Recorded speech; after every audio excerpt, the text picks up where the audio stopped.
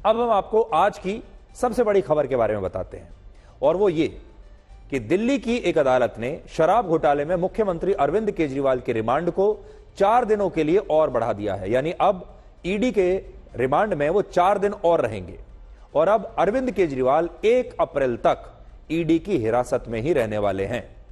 इस मामले में आज कोर्ट में 39 मिनट तक सुनवाई चली और बड़ी बात यह है कि इस दौरान अरविंद केजरीवाल ने खुद अपने केस की पैरवी की और वो भारत के पहले ऐसे मुख्यमंत्री बन गए जो स्वयं कोर्ट को यह बता रहे थे कि उनके रिमांड की अवधि को बढ़ाना क्यों अनुचित है और शराब घोटाले में उन्हें राजनीतिक षड्यंत्र के तहत फंसाया जा रहा है।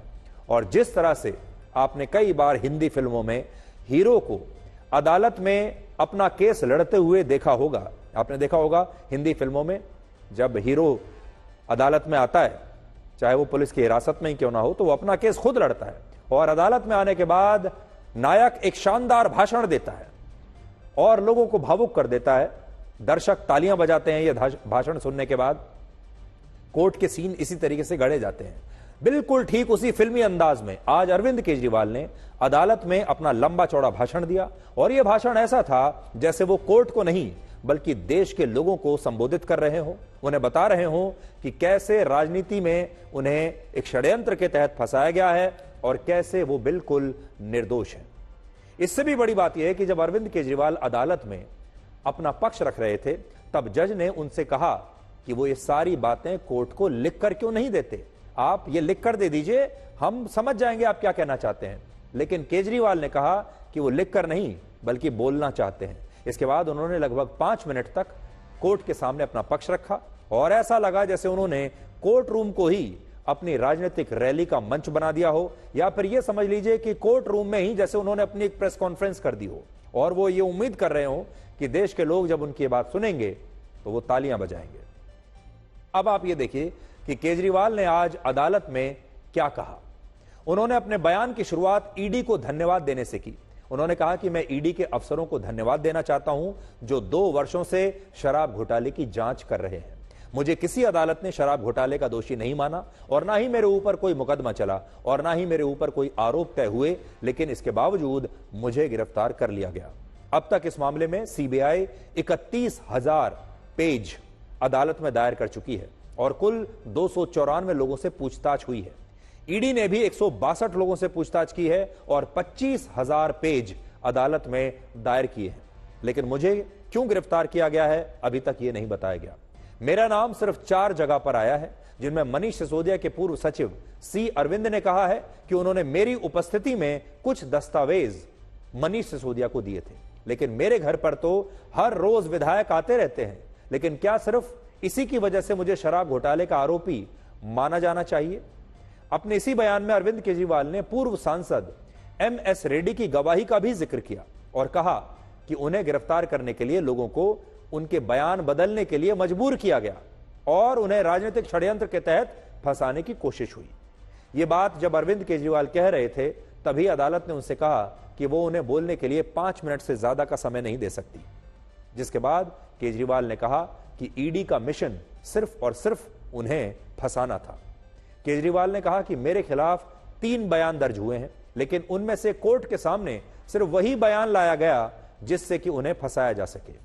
एक गवाह के 7 बार बयान दर्ज हुए, लेकिन उसके 6 बयानों को छोड़कर केवल उस बयान को अदालत के सामने प्रस्तुत किया गया जिसमें मेरा जिक्र था। और इससे आप समझ सकते हैं कि मेरे खिलाफ कितनी बड़ी साजिश हुई है। अरविंद केजरीवाल ने जज से यह भी पूछा कि क्या एक मुख्यमंत्री को गिरफ्तार करने के लिए 4 लोगों के बयान ही पर्याप्त हैं, और अगर 100 करोड़ रुपए का शराब घोटाला हुआ है तो फिर वो 100 करोड़ रुपए आखिर कहां गए, वो हैं कहां? केजरीवाल ने यह बात भी कही कि असली घोटाला ईडी की जांच के बाद शुरू हुआ, जिसके 2 मकसद थे। एक, आम आदमी पार्टी को खत्म करना और दूसरा, ईडी के जरिए वसूली का रैकेट चलाना। अरविंद केजरीवाल ने कहा कि शराब घोटाले में गिरफ्तार होने वाले शरत रेड्डी की कंपनी ने बीजेपी को करोड़ों रुपए के चुनावी बॉन्ड खरीदकर चंदा दिया और उसे बाद में जमानत मिल गई, और असली घोटाला तो यही है जिसका अदालत को संज्ञान लेना चाहिए। तो अरविंद केजरीवाल ने किसी फिल्म के हीरो की तरह आज अदालत में एक ऐसा भाषण दिया जिसे सुनकर ऐसा लगता है कि केजरीवाल को वाकई में फंसाया गया है। आप भी उनकी ये सारी बातें सुनकर शायद यही सोचेंगे कि अरविंद केजरीवाल के साथ बड़ी नाइंसाफी हुई है। लेकिन जब अदालत ने ये सारी बातें सुनी तो अदालत ने केजरीवाल की रिमांड बढ़ाने की मांग को खारिज नहीं किया। यानी अदालत का दिल नहीं पसीजा। भाषण अच्छा था, लेकिन अदालत कानून के हिसाब से चलती है, अदालत सबूतों के हिसाब से चलती है, इमोशंस पर नहीं चलती।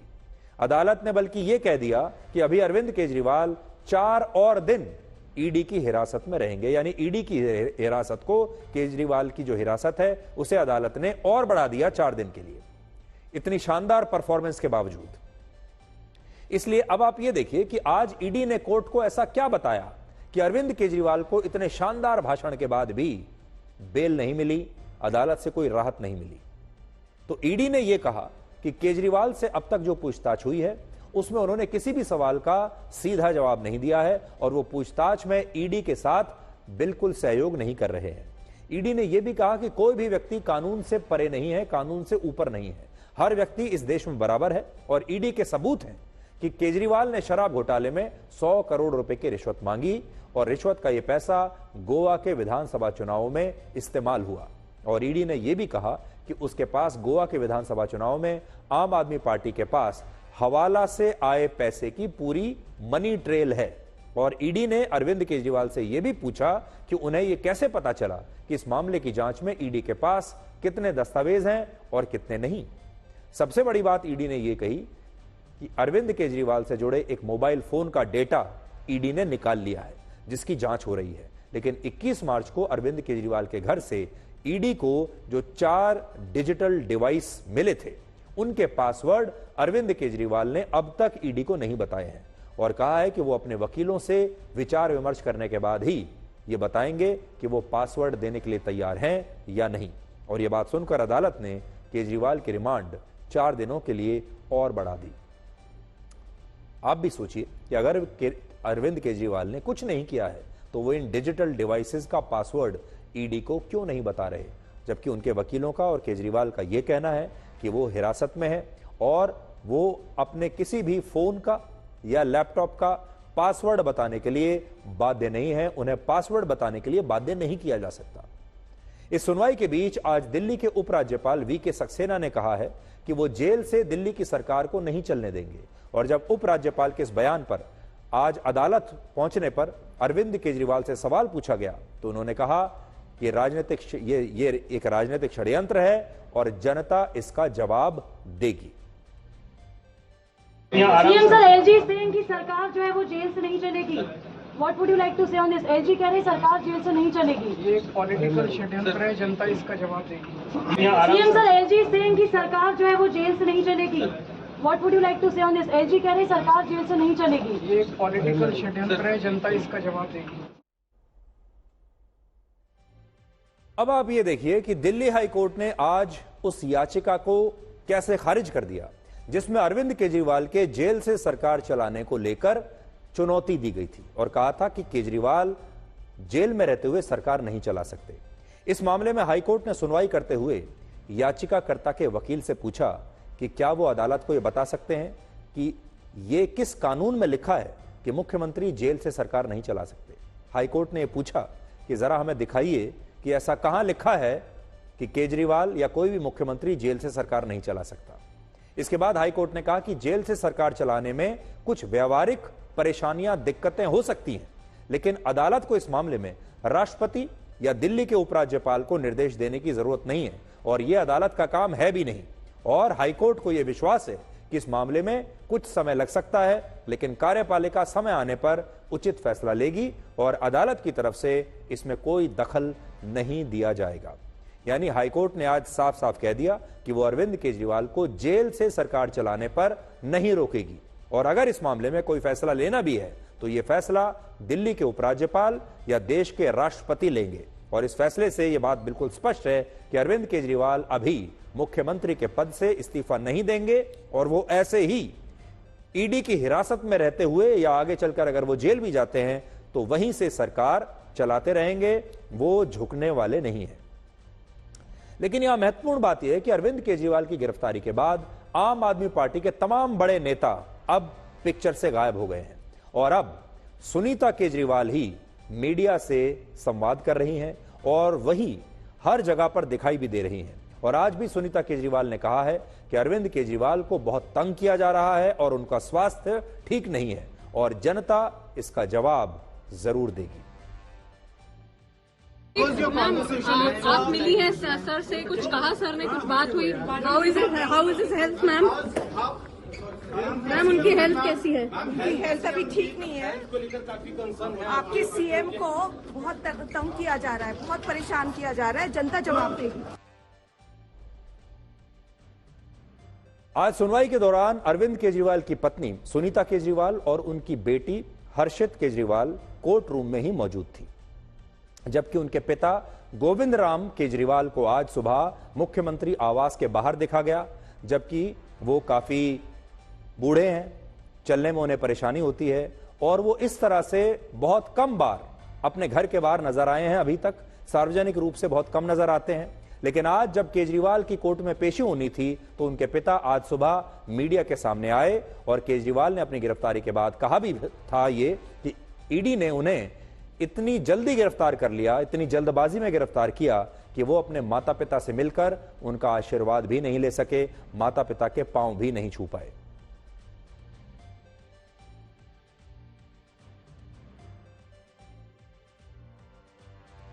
तो आज अदालत में अरविंद केजरीवाल का परिवार मौजूद था, उनकी पत्नी सुनीता केजरीवाल और उनकी बेटी हर्षिता, वो भी वहां पर मौजूद थे।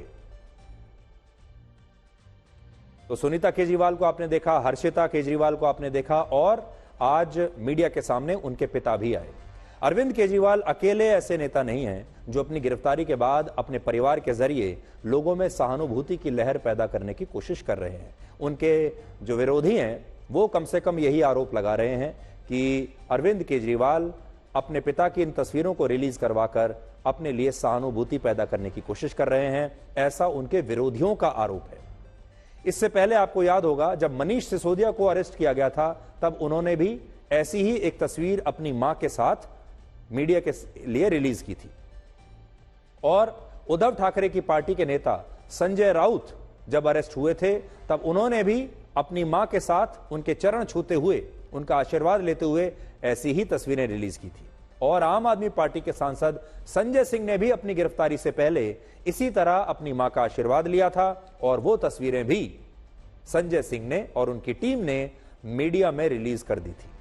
यानी गिरफ्तारी अब एक फिल्म की शूटिंग जैसी बन गई है जिसमें जमकर तस्वीरें खिंचवाई जाती हैं, वीडियो बनाया जाता है और ये तमाम नेता अपने परिवार के जरिए लोगों की सहानुभूति हासिल करने की कोशिश करते हैं। वरना ये जो सारी बातें हैं ये निजी चीजें होती हैं और भीड़ के रूप में समर्थकों को फिर इकट्ठा किया जाता है, अलग अलग फॉर्मेट्स में वीडियो तैयार किए जाते हैं और इस दौरान ज्यादातर नेताओं का फेवरेट डायलॉग होता है कि मोदी जी मुझसे डरते हैं और इसलिए उन्होंने मुझे अरेस्ट करवा लिया क्योंकि मोदी को मुझसे डर लगता है। और अब अरविंद केजरीवाल भी ठीक यही कर रहे हैं।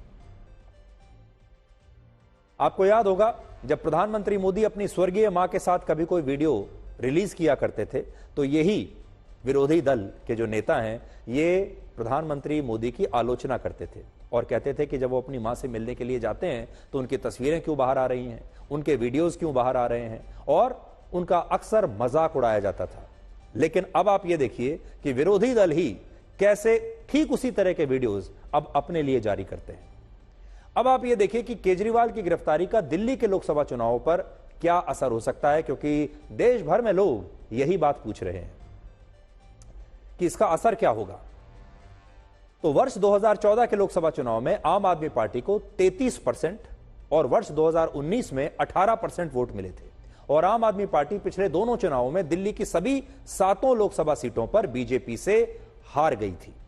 लेकिन इस बार आम आदमी पार्टी दिल्ली में कांग्रेस के साथ गठबंधन में मिलकर चुनाव लड़ रही है, जिसे 2019 में कांग्रेस को आपको याद होगा 23% वोट मिले थे और उससे पहले 2014 में 15% वोट मिले थे। अब आम आदमी पार्टी और कांग्रेस मिलकर वोट उन्होंने दोनों को कंसोलिडेट कर लिया, मिलकर चुनाव लड़ेंगे। हमारा राजनीतिक अनुमान यह कहता है कि अगर केजरीवाल की गिरफ्तारी का दिल्ली के लोगों पर कोई असर नहीं हुआ, मान लीजिए कोई असर नहीं होता है, तो इस बार भी बीजेपी दिल्ली की 7 लोकसभा सीटों पर चुनाव जीतेगी। लेकिन अगर केजरीवाल के प्रति लोगों में थोड़ी सी भी सहानुभूति दिखी और आम आदमी पार्टी और कांग्रेस का वोट शेयर पिछली बार के मुकाबले 6% बढ़कर 41 से 47% अगर हो गया तो इंडिया गठबंधन को दिल्ली में 2 लोकसभा सीटों पर जीत मिल सकती है। जबकि अगर उनका वोट शेयर 6 की बजाय 9% बढ़ गया तो फिर उन्हें 5 सीटें मिल सकती हैं और 12% अगर इन दोनों का वोट शेयर बढ़ गया तो आम आदमी पार्टी और कांग्रेस के गठबंधन को दिल्ली की सभी 7 लोकसभा सीट पर जीत मिल सकती है। यानी अगर अरविंद केजरीवाल की गिरफ्तारी से दिल्ली में सहानुभूति की लहर पैदा हुई तो आम आदमी पार्टी और कांग्रेस का वोट शेयर 41% से बढ़कर 53% हो सकता है और दिल्ली की सभी 7 सीटों पर इंडिया गठबंधन को जीत मिल सकती है। तो देखिए, निर्भर इस बात पर करता है कि ये पहली बात सहानुभूति लहर चलती भी है या नहीं, और इस सहानुभूति लहर से इन दोनों पार्टियों का वोट शेयर कितना बढ़ता है। अगर 6% बढ़ता है तो 2 सीटें मिलेंगी, 9% बढ़ता है तो 5 सीट मिलेंगी, और अगर उससे ज्यादा बढ़ जाता है, 12% बढ़ जाता है, तो सारी सीटें यानी 7 की 7 सीटें ये जीत सकते हैं। और अगर कोई सहानुभूति लहर नहीं चलती तो फिर बीजेपी 7 की 7 सीटें दिल्ली में जीत लेगी।